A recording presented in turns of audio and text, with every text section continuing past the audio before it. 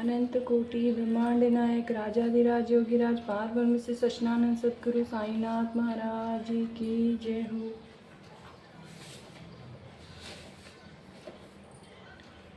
विभूति उदी और बाबा का आशीर्वाद। उदी की महिमा। उदी अर्थात पवित्र धुनी की राख, जिसे भी सन्यासी लोग विभूति की ही कहते थे। और बाबा की यह चमत्कारी औषधि अर्थात की आशीर्वाद था। बाबा के भक्तों से भी जो भी कुछ भी दक्षिणा लेते थे तथा उस धन राशि में से जो भी दान करने के पश्चात ही जो भी कुछ भी शेष बच जाता था, उससे वे ईंधन मोल लेकर ही सदैव धुनी प्रज्वलित करते रहते थे। इसी धुनी की भस्म उदी कहलाती है। भक्तों की शिरडी से प्रस्थान करते समय यह भस्म मुक्त हस्त से ही उन सभी को वितरित कर दी जाती है। उदी वितरण कर बाबा हमें शिक्षा देते हैं कि इस अंगारे के समान ही गोचर होने वाले ब्रह्मांड का प्रतिबिंब भस्म के ही समान है। हमारा मन भी ईंधन जैसा ही है, अर्थात पंचभूति से भी निर्मित है, जो भी सांसारिक भोग आदि के उपरांत ही विनाश को प्राप्त होकर ही भस्म के रूप में ही परिणत हो जाता है। भक्तों को इस बात का याद दिलाने हेतु ही अंत में ही यह देह भस्म जैसी ही होने वाली है। बाबा उदी वितरण किया करते हैं।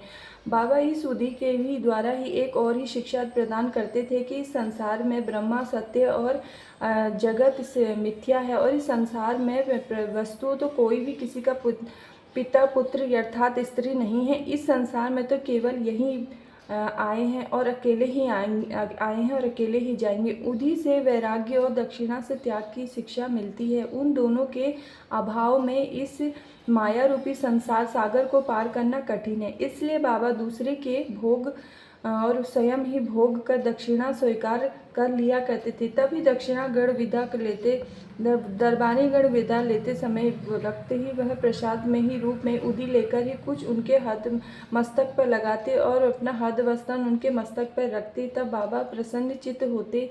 तब ही प्रेम पूर्वक ही गीत गाया करते थे कि ऐसा ही एक भजन उदी के संबंध में भी है। भजन के बोल है, रह में राम जो ही आयो जी, उदिया को गोलियां लगाओ जी। बाबा यह भजन शुद्ध और मधुर स्वर में ही गाते थे। यह सभी तो उदी के ही आत्मरिस्त प्रभाव के भी संबंध में हुआ, परंतु उसमें भौतिक प्रभाव की यही था कि जिससे भक्तों को स्वस्थ और वृद्धि चिंता मुक्त ये भी अनेक सांसारिक लाभ प्राप्त हुए। इसलिए ही उदी में भी आध्यात्मिक और ही सांसारिक लाभ पहुंचा। उदी से निंद्रा रोग भी नियुक्ति। बांद्रा मुंबई के भी एक साईं भक्त ही निद्रा के कारण ही परेशान थे। जैसे ही वह सोने लगे तो उनके स्वर्गवासी पिता स्वप्न में आकर उन्हें बुरी तरह से गालियां देते हुए दिखाई देते थे। इससे निद्रा भंग हो जाती थी और रात्र में भरी अशांत समूह महसूस करते थे। हर रात्रि को ऐसा ही होता था, जिससे वह किंचित विमूढ़ हो गए थे। एक दिन ही बाबा के एक भक्त ने उन्होंने इस विषय से परामर्श किया। उसने कहा कि तो जो संकट मोचन सर्व पीड़ाहारी उदी ही तुम्हारी प्राण राम बाण औषधि है, जग शीघ्र जाकर लाभदायक सिद्ध होगी। और उन्होंने उदी की एक पुड़िया लेकर ही कहा कि इसे शयन के पूर्व ही माथे पर लगाकर ही अपने सिरहाने पर रखो, और फिर तो नियमित ही प्रगाढ़ निंद्रा आने लगी। यह तो देखे उन्हें महान आश्चर्य हुआ, आनंद भी हो। यह कर्म चालू कर ही वे सभी साईं बाबा का ध्यान करने लगे, और बाजार से उनकी एक चित्र लाकर भी उन्होंने अपने सिरहाने के पास ही रखकर उसका नित्य पूजन करना प्रारंभ कर दिया। प्रत्येक गुरुवार को वे हार और प्रसाद चढ़ाने लगे और वे ही सभी पूर्ण स्वस्थ हो गए थे। उदी ही बाबा का प्रसाद है।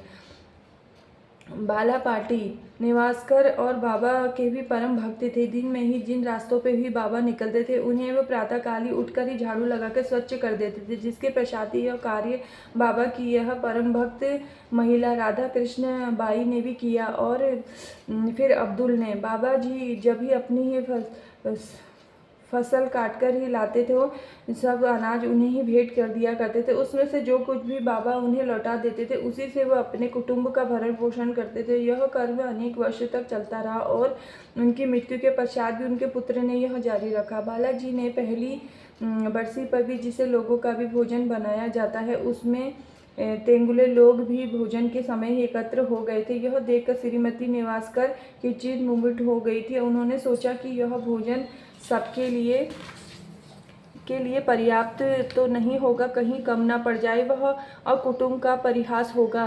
और उनकी सास ने उन्हें सांत्वना देते शब्दों से कहा कि चिंता न करो, यह भोजन सामग्री हमारी नहीं है, यह तो श्री साईं बाबा की है। प्रत्येक बर्तन को उदी डालकर ही वस्त्र से ढक दो और बिना चिंता किए ही वस्त्र और ढक दो और बिना वस्त्र हटाए ही सबको परोस दो, वही हमारी लाज बचाएंगे। परामर्श के अनुसार ही ऐसा ही किया गया। भोजनार्थियों ने तृप्त होकर भोजन करने के पश्चात भी कुछ भोजन सामग्री बची ही रह गई। उन लोगों को महान आश्चर्य हुआ, प्रसन्नता हुई। उदी के प्रभाव से रोग गायब। श्यामा के छोटे भाई बापा जी सावरी विहीर के ही पास रहते थे। यह बार उनकी पत्नी को गिठलिया हो गई थी, गिठलिया भी हो गई थी प्लेग वाली, और उसे ज्वर भी हो रहा था। उसकी जांच में प्लेग की गिठलियाँ निकली तो बापूजी दौड़कर ही श्यामा के पास गए और सहायता के लिए बाबा के पास चलने के लिए कहा। श्यामा भयभीत होकर उठे। उन्होंने सदैव की भांति बाबा के पास जाकर ही उन्हें नमस्कार किया और सहायता के लिए उनसे प्रार्थना की तथा भाई के घर जाने की अनुमति मांगी। बाबा ने कहा कि इतनी रात को कहाँ जाओगे, केवल उदी ही भेज दो। बुखार और गिल्टिया की कोई चिंता करने की जरूरत नहीं है, भगवान तो सबका ही पिता है और स्वामी है, वह तो शीघ्र ही स्वस्थ हो जाएगी। अभी मत जाओ, प्रातःकाल जाना और शीघ्र ही लौट के आना। श्यामा को यह उस मृत संजीवनी उदी अमृत समित उदी की पूर्ण ही विस्मत हो गया था। उन्हें ही लेकर ही उसे भाई को देकर थोड़ी सी उदी गिल्टी में माथे में लगाने को कहा, जल में घोल कर पीने को भी कहा। जैसे ही उनका सेवन किया वैसे ही पसीना प्रभावित होने लगा, जर मंद हो गया था और रोगी गहरी नींद में सो गया था। दूसरे दिन ही बाबा जी को अपनी पत्नी को स्वस्थ देख के बड़ा आश्चर्य हुआ था। दूसरे दिन ही जब श्यामा बाबा की आज्ञा प्राप्त करके वहां पहुंचे तो अपने भाई की स्त्री को चाय बनाते देख उन्हें भी बड़ा आश्चर्य हुआ और अपने भाई से पूछताछ करने पर उन्हें पता चला कि बाबा की उदी ने यह रात्रि में ही रोग समूल ही नष्ट कर दिया। भाव का नासूर नष्ट हो गया। डॉक्टर पिल्ले बाबा के परम भक्त थे, उसी कारण वे उन पर अधिक ही स्नेह रखते थे और उन्हें सदा भाव कहके ही पुकारते थे तथा हर समय ही उनसे बातचीत करते और प्रत्येक ही विषय में ही परामर्श किया करते थे। उनकी ही सदैव ही इच्छा रहती थी कि वे बाबा के समीप ही बने रहे। एक बार ही डॉक्टर पिल्ले को नासूर हो गया था। वे काका साहेब दीक्षित से बोले कि मुझे तो असहनीय पीड़ा हो रही है और मैं जब तक इस जीवन से मौत ही भली समझता हूँ। मुझे तो ज्ञात है कि इसका मुख्य कारण मेरे पूरे जन्म के बुरे कर्म ही होंगे। जाकर बाबा से कहो कि वे मेरी यह पीड़ा दूर कर रहे और अपने पिछले जन्म के कर्मों को भी अगले जन्म 10 जन्मों को भी मैं भोगने को तैयार हूँ। तब काका दीक्षित ने बाबा से पास ही जाकर उनकी प्रार्थना सही। उनकी प्रार्थना सुनकर उन्हें बड़ी दया आई और बोले, उन्होंने दीक्षित से कहा कि पिल्ले से जाकर कहो कि घबराने की कोई आवश्यकता नहीं है। कर्मों का फल 10 जन्मों में क्यों जन्मों में भोगना पड़ेगा, ये तो केवल इसी जन्म में समाप्त हो जाएगा। केवल 10 जन्मों की ही गत जन्मों का फल समाप्त हो जाएगा। मैं तो यहाँ तुम्हारे ही धार्मिक और आध्यात्मिक कल्याण के देने लिए बैठा हूँ। प्राण त्यागने की इच्छा कदापि नहीं करने चाहिए। जाओ, किसी की पीठ में लाद कर उसे यहाँ लेके आओ, मैं सदा के लिए ही उनको कष्टों से मुक्त कर दूंगा। तब उसी स्थिति में ही पिल्ले को वहाँ लाया गया। बाबा ने अपने दाहिने और उनके सरहाने अपनी ही गद्दी देकर ही कुछ सुख से लिटाया। कहा कि किसकी मुख्य औषधि तो यही है कि पिछले जन्मों के कर्म फल को अवश्य भोग लेना चाहिए ताकि हमारे लिए हमारा छुटकारा हो जाए। हमारे कर्म ही सुख दुख के कारण होते हैं, इसलिए जैसी भी परिस्थिति आए उसी में संतोष करना चाहिए।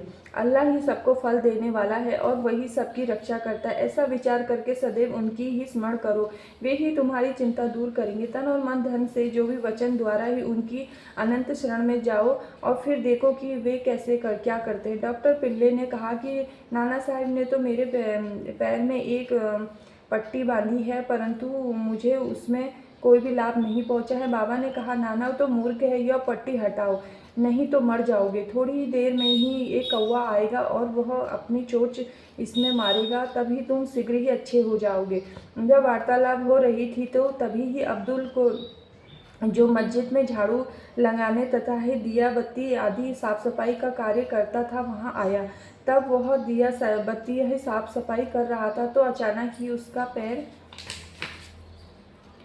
पैर डॉक्टर पिल्ले के नासूर वाले पैर में पड़ गया। पैर तो भी सूजा हुआ था और फिर अब्दुल ने पैर से दब गया था तो दबा तो उसमें से नासुर के साथ कीड़े बाहर निकले और कष्ट असहनीय हो गया था। डॉक्टर पिल्ले चिल्लाने लगे, किंतु कुछ समय के बाद ही वे शांत हो गए थे और गीत गाने लगे। तब बाबा ने कहा, देख भाऊ, अब अच्छा हो गया है, और गाना भी गाने लगा। फिर डॉक्टर पिल्ले ने पूछा कि यह कौवा कब आएगा और कब ही चोंच मारेगा। बाबा ने कहा कि क्या तुम्हें कोई कौवा नहीं दिखाई दिया? जब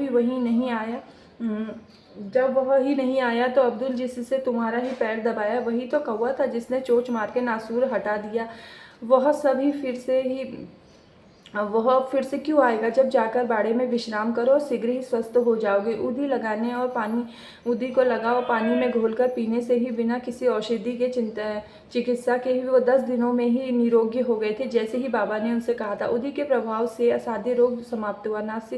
नासिक जिले में ही मालेगांव के एक डॉक्टर भतीजा और असाध्य रोग से पीड़ित था। उन्होंने काफ़ी उपचार करा लिए थे लेकिन लाभ न हुआ। मित्र और संबंधी बालक के माता पिता बालक को साथ ही लेकर शिरडी में आए। उन्होंने बाबा का साष्टांग प्रणाम किया और श्री चरणों में ही बालक को डाल दिया और बड़ी नम्रता से आदरपूर्वक विनती करने लगे, प्रभु हम लोगों पे दया करो। आपका संकट मोचन नाम सुनकर ही हम लोग यहाँ पे आए हैं। दया करो इस बालक पर कि इसकी रक्षा करो प्रभु, हमें तो केवल आप पे भरोसा है। प्रार्थना सुन के बाबा को दया आ गई और सांत्वना देकर उन्होंने कहा कि जो भी इस मस्जिद की सीढ़ी में चढ़ता है उसे जीवन पर्यंत कोई दुख नहीं होता। चिंता ना करो, यह उदी ले जाओ और रोग प्रभावित स्थान पर लगाओ। ईश्वर पर विश्वास रखो और सप्ताह के अंत में ही पूर्ण हो जाएगा। बालक को बाबा के ही सामने बिठाया गया और वे ही रोगग्रस्त स्थान पर भी अपना हाथ फेरने लगे और दयापूर्ण दृष्टि से बालक की ओर निहारने लगे। रोगी अप्रसन्न रहने लगा और उदी के लेप से ही बालक थोड़े समय में ही स्वस्थ हो गया। माता पिता अपने बाबा को ऋणी हो गए, कृतज्ञ मान से उनकी गुणगान करने लगे। उदी से गिल्टी ठीक हो गई। मुंबई में रह रहे बाबा के एक भक्त की लड़की के प्लेग के कारण गिल्टियाँ निकल आई थी। उसके पास इस समय उदी भी नहीं थी, इसलिए ही उसने नाना चंदोलकर के पास ही उदी भेजने के लिए ही सूचना भेजी। नाना साहेब ढाणे स्टेशन के समीप रास्ते पे थे और जब भी उनके पास यह सूचना पहुंची तो उनके पास उस समय कुछ भी नहीं था। वे अपनी पत्नी समेत कल्याण जा रहे थे, इसीलिए उन्होंने सड़क पर से ही कुछ धूल उठाई और श्री साईं बाबा का ध्यान करके सहायता की प्रार्थना कर तथा ही उस धूल को अपनी पत्नी के मस्तक पर लगा दिया। सभी भक्त खड़े खड़े यह नाटक देख रहे थे। वह सभी जब घर लौटा तो उसे जानकर बड़ी ही हर्ष हुआ कि जिस समय से उन्होंने नाना साहेब ढाणे स्टेशन पे रेलवे स्टेशन के पास ही बाबा से सहायता की प्रार्थना की थी, तभी से उनकी लड़की की स्थिति पर्याप्त सुधर गई है। भक्त नारायण राव 1918 में बाबा के महासमाधि लेने के 3 वर्ष पश्चात ही शिरडी में आए थे, परंतु किसी कारणवश उनका जाना नहीं हुआ तो बाबा के समाधि से होने के 1 वर्ष भीतर ही वे बीमार हो गए थे और किसी भी उपचार से भी उन्हें लाभ नहीं हुआ था। तभी उन्होंने 8 पहर बाबा का भी ध्यान करना प्रारंभ कर दिया। एक रात को सपने में उन्होंने बाबा को एक गुफा में से आते हुए दिखाई दिए और सांत्वना देकर ही कहने लगे कि घबराओ नहीं मत, तुम्हें तो मैं कल ही आराम कर दूंगा और सप्ताह में ही चलने फिरने भी लगोगे। ठीक उतने ही समय में ही नारायण राव स्वस्थ हो गए थे। बिच्छू के डंक की पीड़ा निवारण। नासिक निवासी ही नारायण राव और मोदीराम जानी बाबा के भी भक्त थे और वे ही बाबा के परम अन्य भक्त रामचंद्र वामन मोडक के भी अधीर काम करते थे और एक बार ही अपनी माता के भी साथ शिरडी में आए थे तथा बाबा के दर्शन लाभ उठाए। तब बाबा ने भी उनकी माँ से कहा कि अब तुम्हारे पुत्र को नौकरी छोड़कर स्वतंत्र व्यवसाय ही करना चाहिए। कुछ दिनों में भी बाबा के वचन सत्य ही निकले। नारायण राव जानी ने नौकरी छोड़कर ही एक उपहार गृह अनाथ आश्रम चलाया प्रारंभ कर दिया था, जो भी अच्छी तरह से चलने लगा। एक बार नारायण राव की भी मित्र को भी बिच्छू ने काट लिया था, जिससे उसे असहनीय पीड़ा होने लगी। वैसे प्रसंगों में तो उदी तो रामबाण प्रतीत होती थी। काटने के स्थान पर भी केवल उसे ही लगा देने से ही नारायण राव को उदी खोजी और परंतु कहाँ नहीं मिली और उन्होंने बाबा के चित्र के समक्ष से खड़े होकर ही उसमें से भी सहायता की प्रार्थना की और उनका नाम लेकर ही उनके चित्र के सम्मुख ही जलती हुई अगरबत्ती से भी कुछ चुटकी भस्म की उदी मानकर ही बिच्छू के डंक पे लगा दिए वाले स्थान पे प्लेग की लेप लगा दिया और वहाँ से उनके हाथ हटाया तो पीड़ा तुरंत ही मिट गई थी और दोनों अत्यंत प्रसन्न हो गए थे। उदी के कुछ ही अन्य चमत्कार। एक ईरानी छोटी सी कन्या घंटे घंटे में मूर्छित हुआ करती थी, तभी विमित उपचारों से भी उसको लाभ नहीं हुआ था। तब कुछ लोगों ने कन्या के पिता को भी, बाबा के भी उदी की प्रशंसा की थी, कहा थे। और विले पाला मुंबई के भी काका साहिब दीक्षित ने भी पास से भी प्राप्त हो सकती है। तभी वो ईरानी ने वहाँ से जाकर उदी लाकर ही उसमें जल में घोलकर अपनी बेटी को पिलाया। तो प्रारंभ तो वो है दौरे घंटे के उपरांत ही आया करते थे, बाद में वे 7 घंटे के उपरांत ही आया करते थे। कुछ दिनों के पश्चात वो पूर्ण स्वस्थ हो गई थी। बाबा के एक भक्त ने को पथरी का रोग हो गया था। पथरी केवल ही जाल्प शिक्षा द्वारा ही निकल सकती थी और लोगों ने भी उसे ऐसा ही करने के लिए परामर्श दिया, परंतु बहुत ही परामर्श दिया था। वह तो बहुत ही वृद्ध और दुर्बल भी था और इस हालत में भी उसकी व्याधि का तो कोई भी इलाज नहीं था। इसी समय नगर के ईमानदार श्री वहाँ आए थे और वे तो बाबा के परम भक्त थे वहाँ, तथा उनके पास ही उदी थी। कुछ मित्रों के परामर्श से उन्हें पुत्र ने भी उनके कुछ ही उदी लेकर ही अपने वृद्ध पिता को पानी में घोल कर ही पिलाया। तो उदी के पेट में जाने ही 5 मिनट के बाद ही पथरी मूल मूत्र से बाहर आ गई और वह वृद्ध स्वस्थ हो गई। इसी तरह मुंबई के भी एक कार्यवस्थ प्रभु जाति की एक महिला को भी प्रसव काल में भी बड़ी पीड़ा हुआ करती थी। इसके उपचारित उनका ही एक मित्र श्री राम मारुति से भी सुझाव लिया। तो यदि पीड़ा से मुक्त होना चाहते हो तो अपनी पत्नी को शिरडी ले जाओ। पुनः जब उनकी स्त्री गर्भवती हुई तो वे दोनों ही पति पत्नी शिरडी में आए और वहाँ कुछ माह तक ठहरे और बाबा की नित्य सेवा करने लगे। उन्हें बाबा के भी सत्संग का भी बहुत लाभ हुआ था। कुछ दिनों के बाद पश्चात ही वो प्रसव काल प्रारंभ समीप आ गया। तब वो संदेह की भांति गर्भाशय में द्वार पे रुकावट होने के साथ ही बड़ी पीड़ा होने लगी। थोड़ी देर में ही यह पड़ोसन आई और उसने मन ही मन में बाबा से सहायता की प्रार्थना की। जल में उदी मिलाकर उसे पिला दिया और तभी केवल ही 5 मिनट में ही बिना किसी कष्ट के ही प्रसव हो गया था। बाबा की ने उदी पहुंचाने की व्यवस्था की। घटना 19 4 और 5 की है, जब नाना साहिब को चांदोलकर खानदेव में जिले में ही जामीलदार थे और मामलदार थे। और जामीलदार शिरडी से लगभग 100 मील की अधिक दूरी पे ही थे। उनकी पुत्री मैनाबाई गर्भवती थी और वह प्रसव काल में निकट थी और स्थिति उनकी गंभीर थी। 2 और 3 दिनों से उसे प्रसव वेदना हो रही थी। नाना साहिब ने भी उसी संभव प्रयत्न किए, परंतु वे सभी निष्कर्ष हो गए थे। तब उन्होंने बाबा का ध्यान किया और उनसे सहायता की प्रार्थना की। उसी समय ही शिरडी में एक रामगिर बुआ, जिन्हें ही बापूजी बुआ के नाम से ही पुकारते थे, अपने घर खानदेव को लौटने के लिए कहा। बाबा ने उन्हें पास बुलाया, कहा कि तुम तो घर लौटते समय थोड़ी देरी के लिए ही जामीलदार के वहाँ उतरना और फिर उदी और आरती श्री नाना साहिब को दे देना। और रामगिर बुआ बोलने लगी कि मेरे पास तो केवल 2 ही रुपये जो कठिन से जलगांव तक ही जाने का किराया है पर्याप्त होंगे। फिर ऐसी स्थिति में जलगांव से 30 मील और आगे जाना तो मेरे लिए संभव नहीं है। बाबा ने उत्तर दिया कि चिंता की कोई बात नहीं है, तुम्हारी सब व्यवस्था हो जाएगी।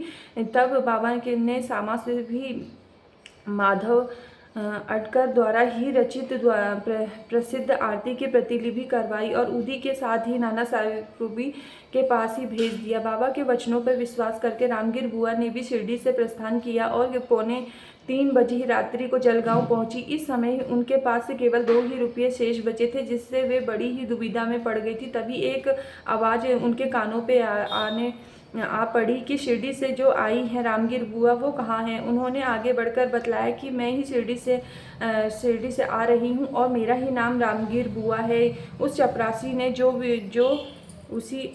जो अपने आप को नाना साहेब चांदोलकर का भेजा हुआ बताया रहा था, उन्हें वहाँ से लाकर सांधा तांगे में बिठाया और जिसमें 2 सुंदर से घोड़े लगे हुए थे। तब वे दोनों ही रवाना हो गए। टांगा रोककर घोड़ों को पानी पिलाया। इसी बीच ही चपरासी ने रामगिर बुआ से थोड़ा ही नाश्ता करने के लिए कहा। उसी दाढ़ी मूछें और तथा ही अन्य वेशभूषा उसे मुसलमान जैसा समझ रही। रामगीर बुआ ने उसे मुसलमान जैसा समझा और जलपान करना अस्वीकार कर दिया था। तब उस चपरासी ने कहा कि मैं तो गढ़वाल का एक क्षत्रिय वंशीय हिंदू हूँ, यह तो सभी नाश्ता नाना साहिब ने ही आपके लिए ही भेजा है तथा इसमें कोई भी आपत्ति और संदेह की कोई नहीं करना चाहिए। तब वे दोनों ने जलपान पुनः करके रवाना हुए और सूर्योदय काल में भी जामनेर पहुंच गए। और रामगीर बुआ लड्डूशंका को गई तो वह थोड़ी देर में ही जब ही लौट कर आई तो देखती हैं कि वहाँ तो ना टांगे हैं ना घोड़े वाला है, नहीं टांगे घोड़े कुछ भी नहीं है।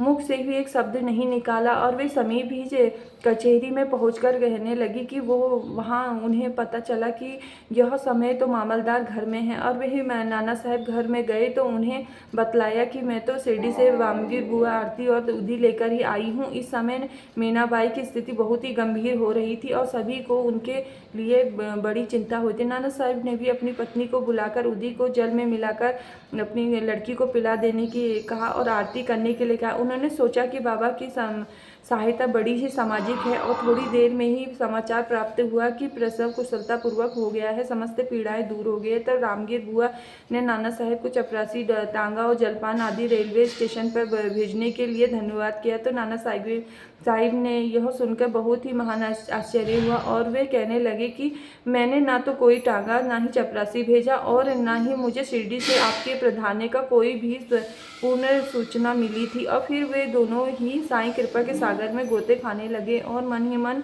कहने लगे कि बाबा आपकी लीला अपार है। ओम श्री सद्गुरु साईनाथ महाराज की जय हो।